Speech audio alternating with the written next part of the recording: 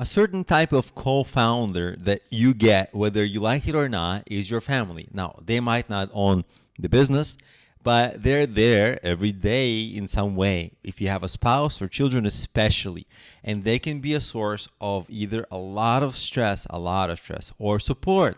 And that can be such a tremendous differentiator.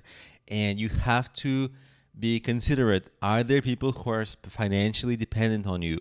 If there are, that's a really strong argument for maybe taking on a lot risk than if you're a single person. Single person, you can be okay just reducing your spending and living like a poor person until your business takes off.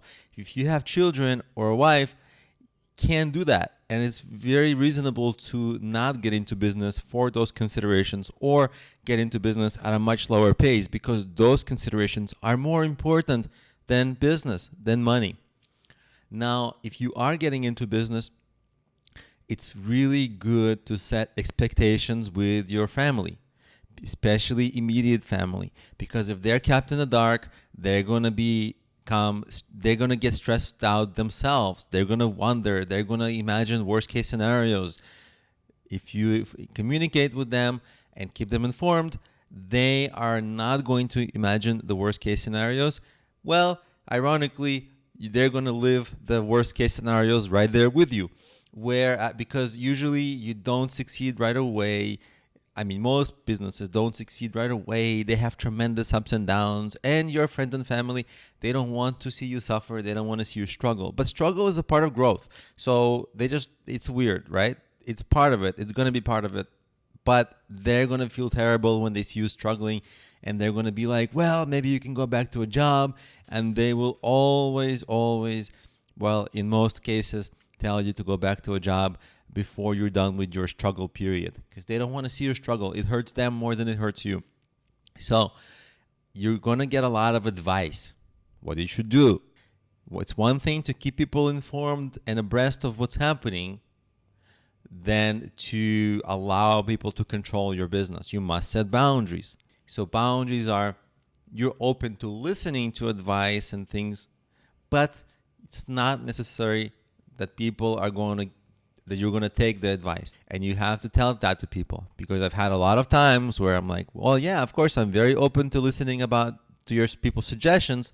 And then 5 minutes later, they come back and like, so have you taken my suggestion? How's it going for you? And I'm like thinking to myself, I'm not planning to take your suggestion. It wasn't that good. But you cannot tell them that. So you have to professionally say, it's in my to-do list. I'm still thinking, or you can say, I'm still thinking about it. I'm still evaluating. I'm very busy. There's only so much I can do.